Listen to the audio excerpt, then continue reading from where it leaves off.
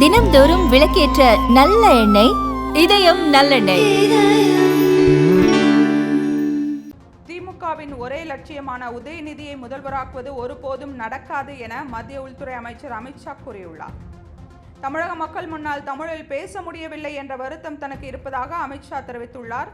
தமிழ் மண்ணைச் சேர்ந்த சிபி ராதாகிருஷ்ணனை துணை ஜனாதிபதி வேட்பாளராக பாஜக நிறுத்தியுள்ளது என அமித்ஷா கூறினார். அடுத்த நாடாளுமன்ற கூட்டத்தில் மாநிலங்களவை தலைவராக தமிழகத்தைச் சேர்ந்த சிபி ராதாகிருஷ்ணன் இருப்பார் என அமித்ஷா உறுதியளித்துள்ளார். தமிழகத்தைச் சேர்ந்த விஞ்ஞானி அப்துல் கலாமை ஜனாதிபதியாக அமர்த்தி அழகு பார்த்தது என அமித்ஷா நினைவு கூறினார். தமிழ் மண், மக்கள், மொழி மீது அதிக பற்று கொண்டவர் பிரதமர் மோடி என அமித்ஷா கூறியுள்ளார். கங்கை கொண்ட சோழபுரத்தில் தமிழ் மன்னர் ராஜேந்திர சோழனுக்கு விழா எடுத்தவர் மோடி என அமித்ஷா பெருமிதம் தெரிவித்துள்ளார். ஆபரேஷன் சிந்தூர் மூலம் தீவிரவாதத்தின் முதுகெலும்பை பிரதமர் மோடி முறித்துள்ளார் என அமித்ஷா கூறினார். பிரதமர், முதல்வர், அமைச்சர்கள் குற்ற வழக்கில் கைதானால் அந்த பதவியில் நீடிக்க கூடாது என அமித்ஷா கூறினார். தமிழக அமைச்சர்கள் பொன்முடி, செந்தில் பாலாஜி எல்லாம் சிறையில் இருந்தும் ஆட்சியாளர்களாக இருக்க முடியுமா என்றும், இந்த சட்டம் வந்தால் சிறையில் இருந்து அவர்களால் ஆட்சி செய்ய முடியுமா என்றும் அமித்ஷா கேள்விகளை எழுப்பினார்.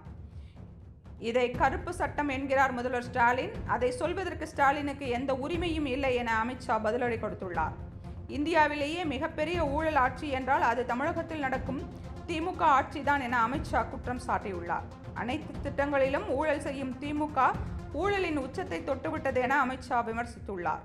திமுகவின் ஒரே லட்சியமான உதயநிதியை முதல்வராக்குவது, சோனியாவின் லட்சியமான ராகுல் காந்தியை பிரதமராக்குவதும் ஒருபோதும் நடக்காது என அமித்ஷா கூறியுள்ளார்.